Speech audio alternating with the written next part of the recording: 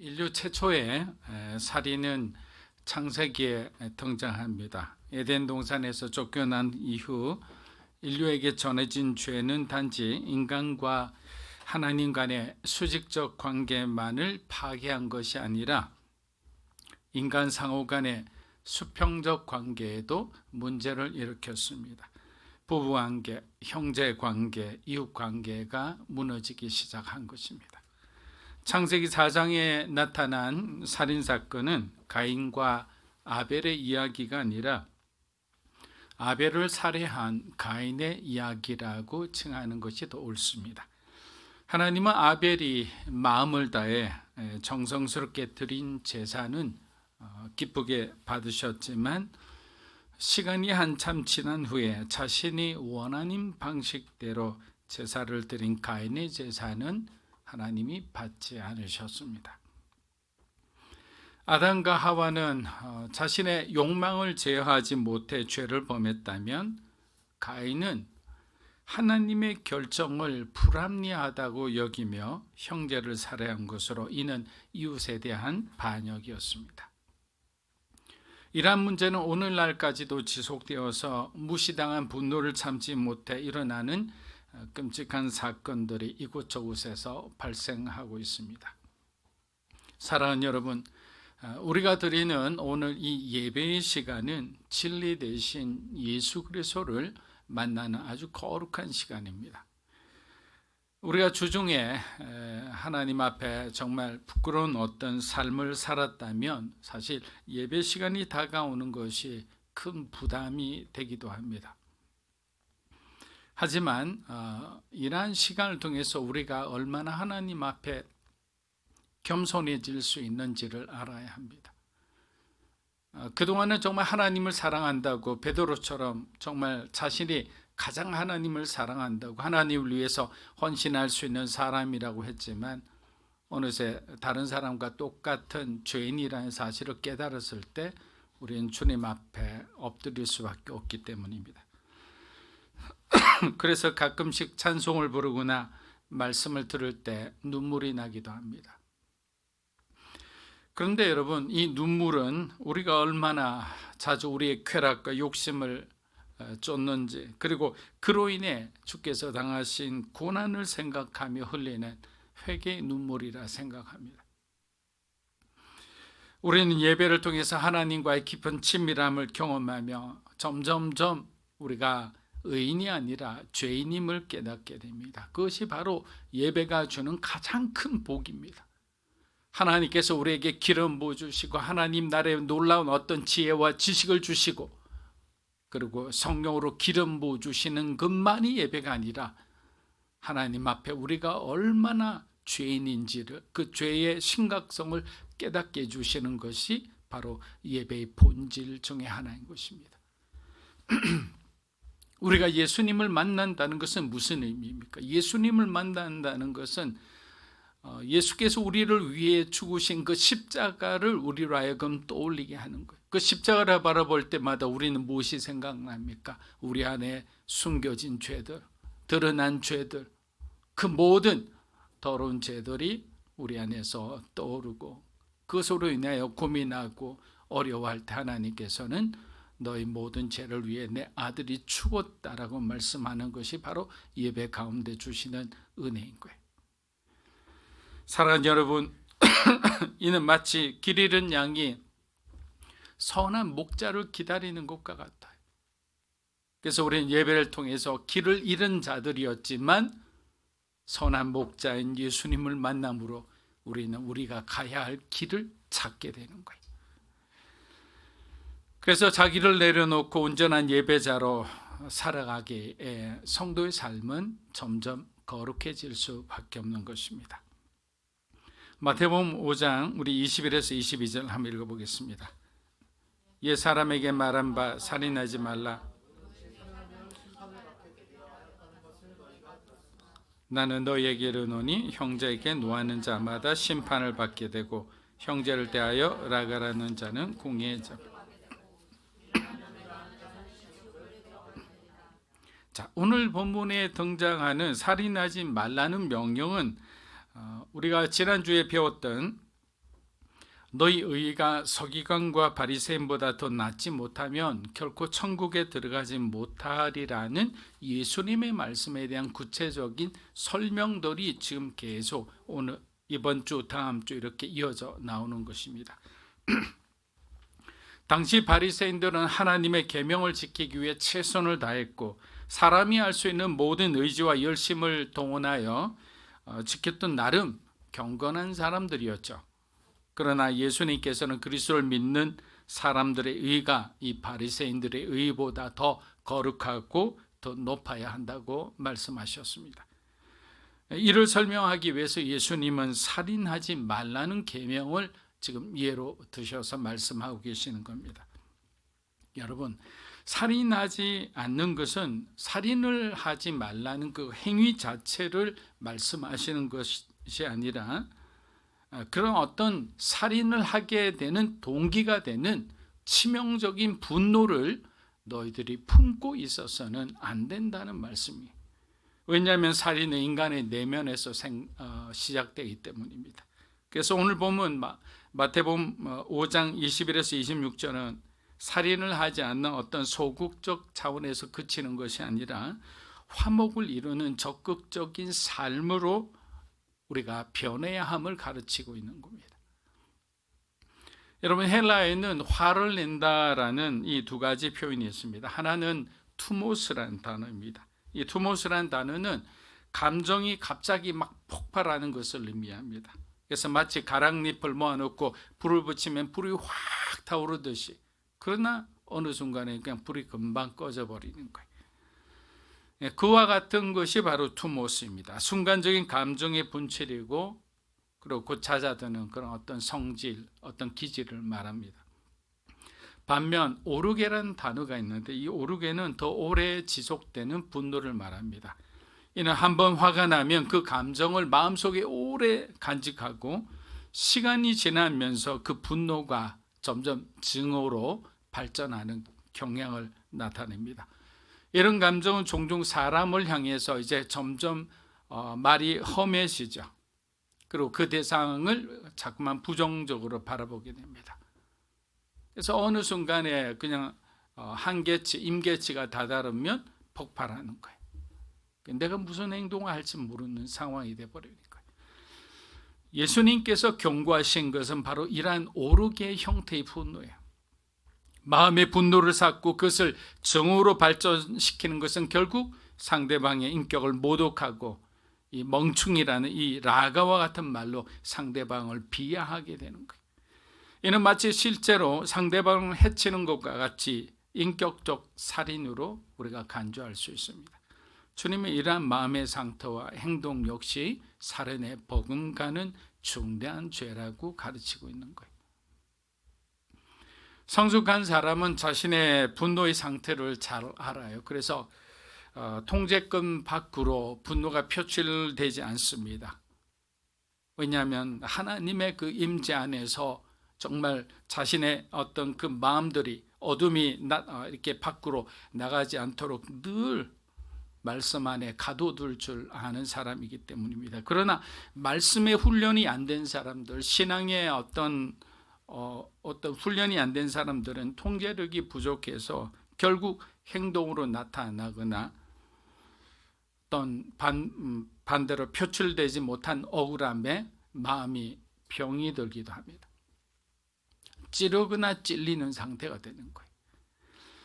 정리하면 마태복음 5장 21절에서 예수님은 육체적 살인을 언급하셨다면 마태복음 22절에서는 바로 이 바보 미련한 놈이라고 말하는 상대방의 인격을 깎아내린 이러한 행동은 바로 인격적인 살인이라고 둘 다 하나님의 심판을 피하지 못할 것이라고 말씀하셨습니다.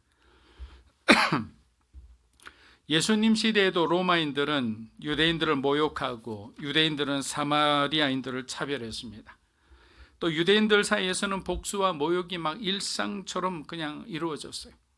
이러한 분열과 편가르기는 어떤 지역사회, 친족, 심지어는 가족 사이에서도 흔히 발생했습니다. 정말 어두운 세상이었죠. 이렇듯 분노는 어떤 형태냐? 계속 전이된다라는 거예요. 결국 분노는 어떤 형태로 흐르느냐면 가장 약한 사람들을 향해 계속 이렇게 전이가 되어지게 됩니다. 예를 들어 정말 어떤 높은 상사한테 야단맞은 사람은 사무실 오자마자 괜히 자기 비서에게 화풀이합니다. 비서는 집으로 가서 자녀들에게 고함을 칩니다. 아이들은 이런 부모의 행동이 이해가 되지 않아 혼란스러워합니다. 자녀들도 가만히 있을 수 없으니까 그날따라 말 안 듣는 애완동물에게 화를 낸다고 합니다. 이러한 분노의 전이는 결국 모두를 해치는 일인 거예요. 예수님께서 가르치신 어떤 사랑과 관용과는 전혀 다른 길입니다. 예수님께서는 바로 이러한 차별과 분열을 치유하고자 하신 거예요.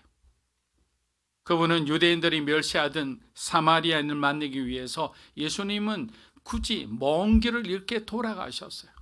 갈릴리로 바로 직진하면 갈릴리로 갈 수 있는데도 먼 길을 돌아 사마리아를 거쳐 갈릴리로 가셨습니다. 사마리아 여인과의 만남을 통해 예수님은 사랑과 관용, 화해의 중요성을 직접 몸소 실천해 보여주신 것입니다. 사랑하는 여러분, 먼 길을 돌아 사마리아 여인을 만나신 예수님처럼 우리도 쉬운 길을 택하기보다는 때로는 불편하고 어색할지라도 여러분에게 어려운 사람을 만나 진정한 십자가의 그 샬롬이 이루어지기를 주 이름으로 축복합니다. 쉬운 일은 아닙니다. 정말 많은 기도가 필요합니다. 그러나 그렇게 실천할 때 하나님은 저와 여러분을 축복해 주신다는 사실입니다. 창세기 4장 23절입니다. 아내들에게 이르되 아다와 실라여 내 목소리를 들으라. 남에게 아내들이여 나의 상함으로 말미암아 소년을 죽였도다. 자, 여기서 무서운 것은 어떤 구절이죠? 상처로 말미암아 사람을 죽였고 나의 상함으로 말미암아 소년을 죽였다라는 거예요. 여러분, 우리 안에 아물지 않은 상처는 살인의 동기가 될 수 있습니다. 내 안에 해결되지 않는 분노는 누군가를 해치는 아주 찌르는 강력한 무기가 될 수 있는 거예요. 그래서 어렸을 때 부모님으로 받은 상처일 수도 있고요. 아니면 세상을 살아가는 가운데 우리가 이런저런 사람을 통해 받는 상처일 수도 있어요. 근데 그 상처가 그냥 내 안에 고이 간직하고 있으면 언젠가는 어떠한 형태로든지 그것은 반드시 폭발하게 됩니다. 그래서 상처를 가진 사람을 상담하는 사람들은 시한폭탄을 가진 사람이라고 얘기합니다. 가인의 후손인 라멕의 상처와 그가 당한 피해와 그리고 고통은 복수심에 되어 아주 폭력적인 비극으로 이렇게 끝이 나게 됩니다. 여러분, 가인은 한 사람을 죽였어요. 자기 동생을 죽였잖아요. 근데 라멕은 이 공동체로 이 폭력이 전이되는 것을 보여주는 거예요. 이것은 계속 안 좋은 것은 계속 그것이 이렇게 더 확장되고 더 심각해지고 더 어두워지는 거예요. 그래서 상처와 아픔을 간직하고 있어서는 안 됩니다. 예수님의 가르침대로 내가 살기 위해서는 7번에 7번씩이라도 용서를 해야 되는 거예요. 근데 수없이 강단에서 용서의 메시지를 선포해도 우리 마음은 요지부동이에요.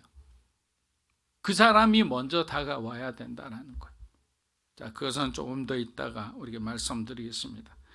사랑하는 여러분, 하나님께서 우리를 창조하실 때 뭐라고 말씀하셨어요? 보기에 심히 좋았더라. 하나님의 감탄사가 터진 거예요. 에덴의 인간은 하나님 보시기에 완벽하지는 않고 온전하고 아름다운 존재였어요. 그러나 죄가 세상에 들어오면서 인간의 생각과 마음이 오염되었고 그 결과로 사람들은 어떻게 됩니까? 서로 미워하고 경쟁하고 정죄하고 서로를 적대시하게 되었습니다. 세상은 미움과 분열을 근본적으로 해결할 힘이 없어요. 어디에나 마찬가지예요. 하지만 교회와 그리스도인들에게는 하나님 주신 특별한 능력이 있습니다. 그것이 뭡니까? 사랑인 거예요. 하나님의 사랑으로 우리는 이 세상의 어둠을, 이 세상의 상처난 모든 것을 치유하고 회복시키고 그 에덴의 그 아름다웠던 것을 우리가 회복시킬 수 있는 거예요. 근데 우리의 사랑으로 누군가를 섬기려고 봉사하는 사람들을 딱 보면 처음에는 다 그게 훈련이 안 되니까 그렇게 하죠. 열정적으로 섬겨요. 때로는 어려운 사람들, 위기 청소년들, 학교 밖 아이들, 이런 애들은 굉장히 거친 아이들이잖아요. 근데 마치 그 밑 빠진 독에 물 붓는 듯한 그런 헌신이 필요해요. 그런 인내가 필요하죠. 근데 한두 번 하다 보니까 이제는 지치게 되는 거예요. 그래서 사역을 그만둔 사람들이 너무나 많습니다. 그래서 우리는 어떻게 해야 되느냐? 하나님이 그 마음을 부어주기 위해 우리가 많은 기도를 드려야 되는 거예요. 저도 청소년 사역을 하고 있지 않아요? 모르시는 분들도 계시지만, 그런데 제가 그 어떤 단체에 그 이사로 있으면서도 더 깊이 들어가지 못하는 것이 뭐냐면, 솔직히 늘 말씀드리는 거예요. 자신이 없는 거예요.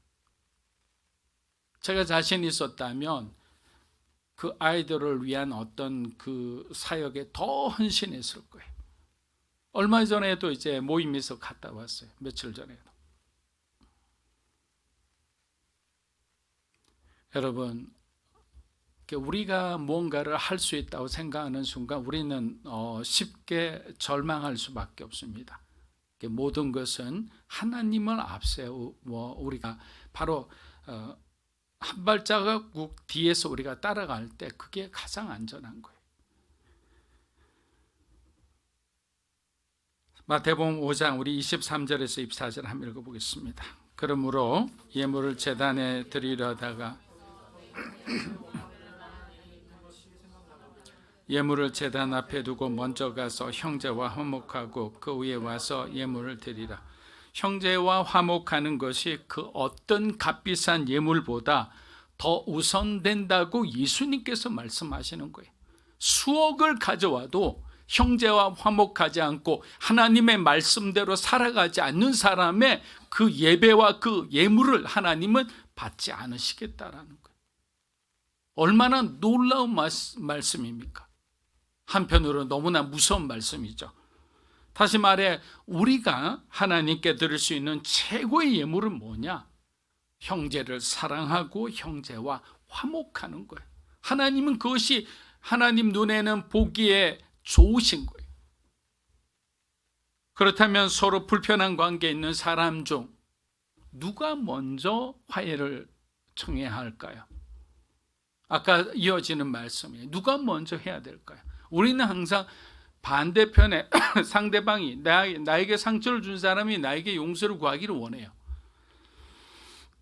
근데 예수님은 뭐라고 말씀하셨냐면 내 말을 깨닫는 네가 가라는 거예요. 나는 더 피해를 본 사람인데, 근데 예수님은 내 말을 깨닫는 네가 가라. 우리는 단 한순간도 주님 앞에서 우리의 마음과 생각을 숨길 수가 없습니다. 갑자기 내가 가야 할 것 같다는 생각이 드는 것도 여러분 결코 우연이 아니에요. 여러분, 이것은 성령께서 우리 마음속에 역사하셔 화목의 길로 나아갈 것을 특별히 하나님의 뜻을 우리에게 알려주시는 거예요. 영혼아, 네가 가야 할 것 같다. 저 사람은 알아듣지를 못하지 않느냐. 마치 우리에겐 십자가의 길처럼 느껴지는데 그때마다 우리는 주님이 먼저 그 길을 가셨음을 우리는 기억해야 합니다. 어떤 율법사가 예수님께 어느 계명이 가장 큽니까? 라고 묻자 예수님은 이렇게 대답하셨습니다. 우리 마태복음 22장 37에 39절입니다. 예수께서 이르시되 내 마음을 다하고 목숨을 다하고 뜻을 다하여 사랑하라 하셨으니 이것이 크고 첫째 되는 계명이요 둘째도 그와 같으니 내 이웃을. 예수님은 하나님 사랑과 이웃 사랑의 세 계명을 우리에게 주셨습니다. 여러분, 여기서 말하는 예수님이 정의하신 이웃은 우리의 필요를 채우기 위한 어떤 경쟁과 약탈의 대상이 아니라는 거예요. 왜? 모든 사람이 하나님으로부터 공급받기 때문에 서로의 필요를 채우기 위해 경쟁하거나 다툴 필요가 없다라는 거예요. 그러니까 하나님에 대해서 우리가 잘 이해하지 못하면 우리는 서로를 바라보고 서로를 적대시하고 서로의 것을 막 빼앗으려고 난리를 치는 거예요. 근데 우리의 지혜를, 지식을, 우리에게 주시는 건강과 우리가 적절하게 필요한 재정을 공급하시는 분이 누구십니까? 여러분 한번 고백해 보십시오. 하나님이시잖아요. 하나님이 여러분의 재물의 주인이시잖아요. 시간의 주인이시죠. 건강의 주인이시요. 여러분에게 주신 재능의 주인도 하나님이시잖아요. 그래서 우리는 청직이라고 얘기하는 거예요. 그런데 왜 우리가 하나님이 우리 이웃에게, 사랑하는 누구에게 주신 그 달란트와 그 재물과 그 어떤 시간을 왜 우리가 빼앗으려고 합니까? 그래서 하나님에 대한 올바른 인식이 없기 때문에 그러는 거예요. 우리는 오히려 다투는 것이 아니라 사랑하고 섬겨야 하는 거예요. 그러기 위해서 우리에게는 사도 바울이 말한 관용이 필요한 거예요. 관용. 자, 관용이 무엇인지 우리 한번 보겠습니다. 빌립보서 4장 5절입니다. 우리는 모든 사람께 알게 하라. 주께서 너희 관용을 모든 사람이 알게 하랬어요. 네가 관련된 그 사람만 아는 것이 아니라 너의 관용이 모든 사람이 알게 하라. 그것이 주님이 우리에게 주시는 말씀입니다. 사랑하는 여러분, 우리는 때로 예수님처럼 의도적으로 어려운 길을 선택해야 할 때가 있습니다. 예수님은 사마리아인들과의 만남을 통해 사랑과 관용의 진정한 의미를 보여주셨습니다. 이는 단순히 좋아하는 사람에게만 관용을 베푸는 것이 아니라 하나님이 보내신 모든 사람에게 관용을 베풀어야 한다는 말씀입니다. 바울은 관용은 자신의 권리를 양보할 줄 아는 것이라 정의하였습니다. 이는 때로는 우리의 권리를 포기하면서까지 다른 이들을 섬기고 주님을 높이는 걸 말하는 거예요. 그러나 관용의 실천은 쉽지 않습니다. 왜? 모든 사람, 나를 적대하는 사람, 나에게 상처를 주고 내 어떤 커리어에 큰 방해물이 되고 정말 어려움을 준 사람들을 우리가 어떻게 쉽게 우리가 그 사람들을 품고 그 사람들에게 나의 공간을 내어줄 수 있습니까? 우리가 마주하는 모든 사람을 하나님의 관점으로 바라보고 때로는 우리의 감정을 배려하지 않는 듯한 하나님의 명령에도 우리는 순종해야 된다는 거예요. 하나님은 왜 내 감정은 이렇게 중요하게 여기시지 않습니까? 왜 저 사람만 중요합니까? 왜 나만 항상 양보해야 되고 왜 나만 항상 관용을 베풀어야 합니까? 이런 마음을 그리스도인들은 가질 수가 있는 거예요. 내가 손해보는 것 같은 거예요. 늘. 여러분, 이러한 관용은 바로 우리가 세상과 구별되는 증거예요.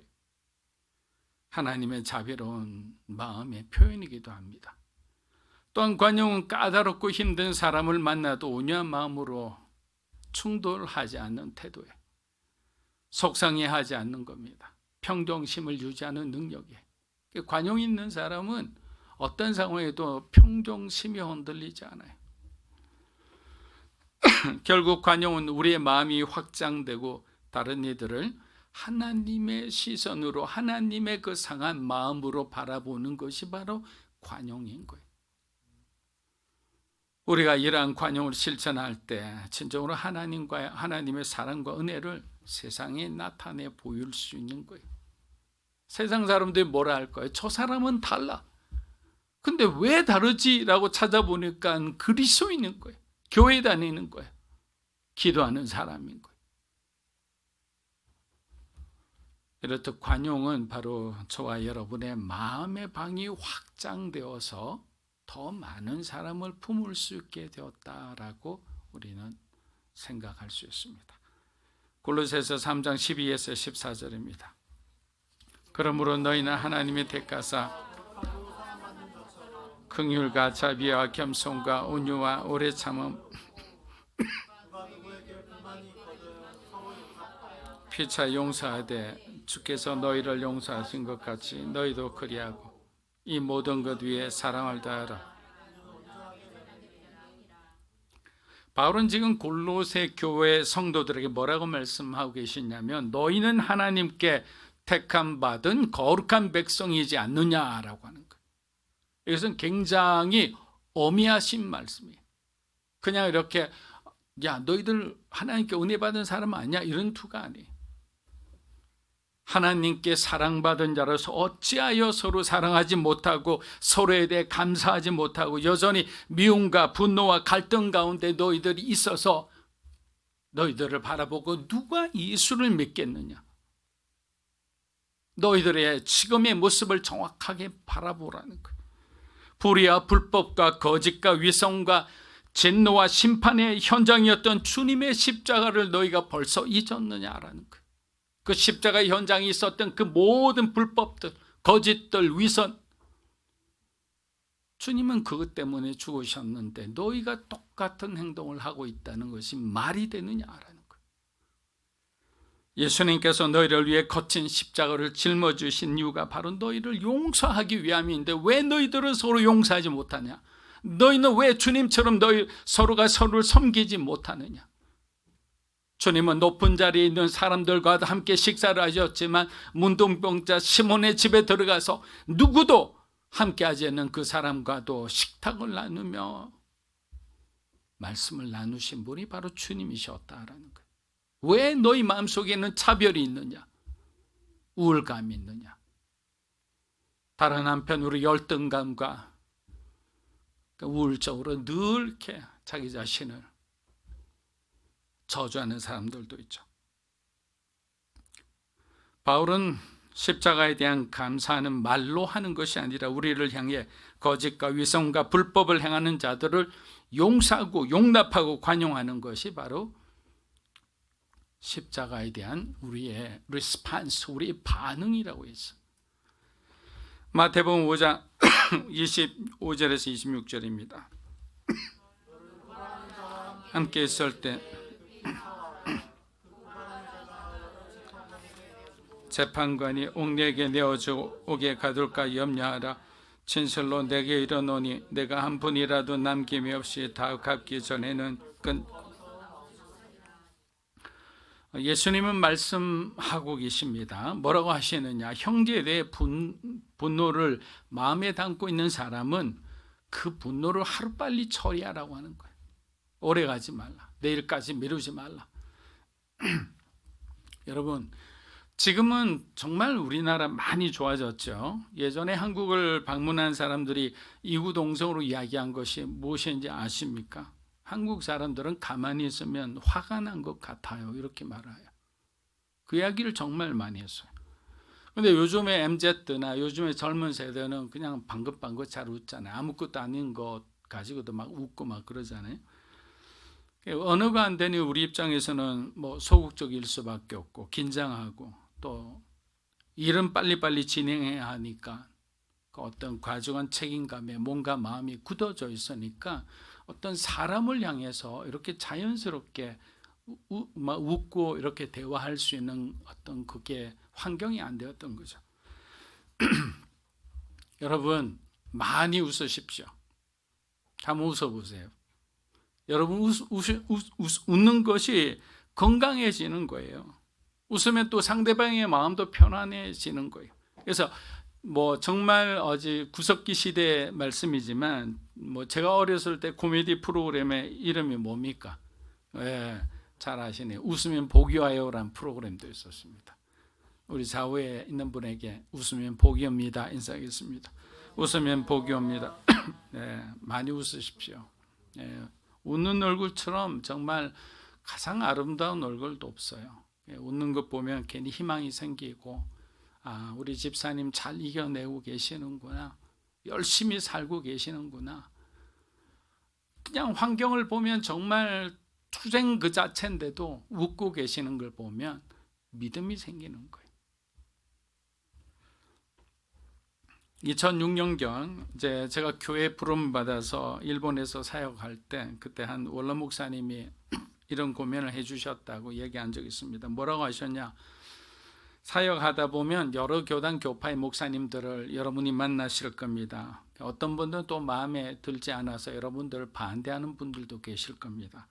중요한 것은 9분의 좋은 목사님들과 교제하는 것도 중요하지만 한 명의 여러분의 사역을 반대하는 분을 만들어서는 안 됩니다. 왜냐하면 일본 사람들은 한 사람이 반대하는 경우 그 사람이 찬성할 때까지 그 일을 미루는 습성이 있다고 했습니다. 그리고 여러분 보면 그 한 사람이 결국에는 우리가 가는 길에 정말 가시 중에 가시가 되는 사람들이 있어요. 그래서 그리스도인은 적을 만들지 말아야 돼요. 저도 젊을 때 자기의가 굉장히 강했던 사람입니다.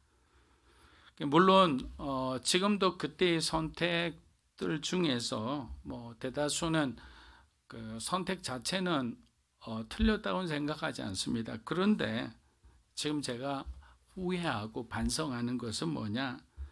성경의 가르침대로 정말 상대방을 주님의 마음으로 사랑하고 존중하는 가운데 그 올바름에 대한 얘기와 그 올바름을 주장하고 올바름을 이렇게 만들어 갔으면 그것이 가장 베스트였는데 미숙해서 그렇게 하지 못했던 거예요. 만약에 그렇게 했으면 모든 주변의 사람들이 평화로웠을 거예요. 우리가 정의를 위해서 수고하는 것은 반드시 필요해요. 그러나 정도를 지나쳐서 내 방식대로 시시비비를 가리겠다. 일단 따지고 봐야 되겠다. 내가 이번 참에 버릇을 고치고 말겠다. 손 좀 봐야겠다. 라고 생각하면 이게 바로 하나님 앞에 우리가 오히려 교만이 될 수도 있다는 거예요. 그래서 저는 이렇게 생각을 해요. 세상을 막 변화시키지 못하고 우리의 관점에서 세상이 정말 어떡할까 이런 걱정이 되는데 공의의 하나님이 계신데 이 세상에 악당들이 있다면 그들을 하나님이 가만히 두시겠습니까? 우리가 때로는 하나님처럼 행동할 때가 있는 거예요. 하나님은 하나님의 시간에 따라 가장 온전하고 완벽하게 그 시간을 다스리고 계심을 우리는 믿어야 하는 거예요. 그런데 그 다스림을 우리가 의지하지 못하고 우리가 온전히 믿지 못하니까 마치 우리가 잔다르크가 되려고 하고 우리가 뭔가 이렇게 정의의 수호신이 되려고 하다 보니까 충돌하고 갈등하고 어려움을 주고 반목하고 하는 거예요. 그래서 우리는 신념보다 신앙이 우선하는 삶을 항상 살기 위해 노력을 해야 합니다. 여러분, 화목은 우리가 하나님께 드릴 수 있는 최고의 예물이며 나와 이웃이 함께 사는 길입니다. 마음을 새롭게 함으로 위로는 하나님을 사랑하시고 옆으로는 이웃을 섬기는 저와 여러분이 되시기를 주의 이름으로 축복합니다.